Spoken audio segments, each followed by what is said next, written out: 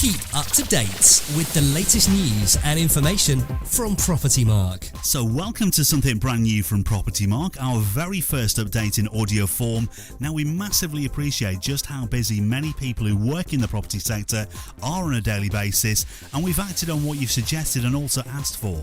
A news update that you can simply dip in and out of, hear while you're in the office or while you're on the move, regardless.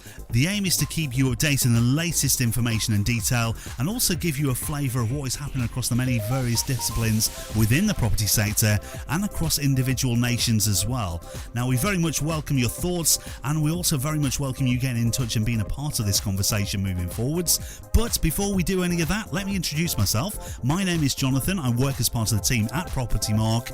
Now, a lot goes on at Propertymark to help ensure property professionals are supported and also represented, and we're keen to ensure that vital information is shared, and this is where this brand new news bulletin comes into play. So let's get into it. Now, this week it was announced that inflation jumped back upwards to 3.5%, and likely not helped by it being the time of the year when envelopes drop on doormats, mainly to inform people that aspects such as utility bills are rising. Nonetheless, it could play a key part regarding the next base rate decision, which is due on the 9th of June. Although we have seen recent base rate cuts, this week's news could see the Bank of England take a really cautious approach to any further potential cuts. Across the mortgage market, well, we are seeing a select number of sub 4% mortgage deals actually appearing. However, the lending criteria remains really tight. We did, of course, witness the big stamp duty threshold change on the lead up to the start of April across England and Northern Ireland, but the big question remains is, will we see any potential dips in base rate, and will any potential dips translate into more competitive mortgage deals to help boost affordability for those who are looking to sign up to a new deal? Well, I guess only time is going to tell on that, and it'll be all eyes on the Bank of England at the start of next month. That said, according to the Office of National Statistics, figures covering March of this year showed a 6.4% increase in average house price year on year to £271,000. First, for industry news. Next, let's focus on the lettings market, which for England is about to see some of the biggest changes in over 30 years via the Renters' Rights Bill. Now, to keep you updated, the proposed bill has passed the Lords Committee, and the next stage is Lords' report, which currently doesn't have a date set. However, we will keep you updated once that is announced. During the committee stage, the UK government has brought several amendments. However, there is still widespread concerns regarding the aspects of the bill, such as how it might affect the student lettings market, how the court system may function efficiently following the removal of no-fault evictions, and how future investment within the private rented sector may be impacted.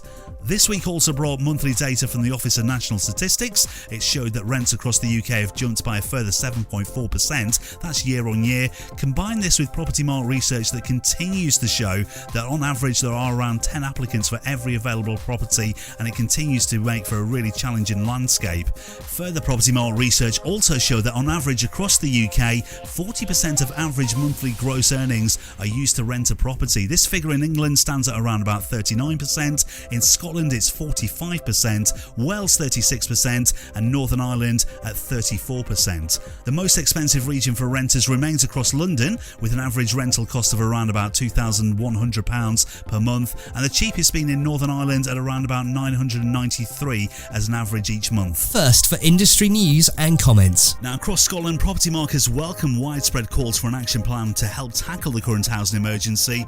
It's felt instead of focusing solely on rent controls through the housing bill, the Scottish Government should concentrate on policies that will help make housing more affordable.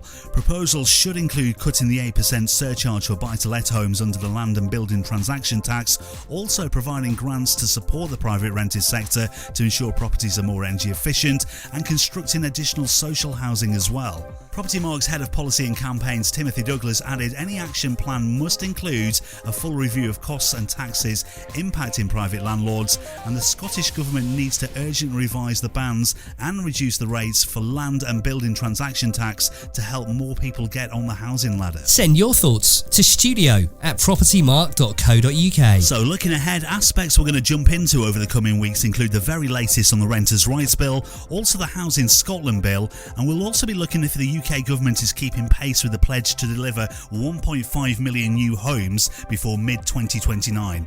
On top of this, we'd very much welcome your thoughts. Drop us a line at studio@propertymark.co.uk. We would love you to be part of this conversation, and we'll catch you again in 2 weeks. Thank you very much for listening.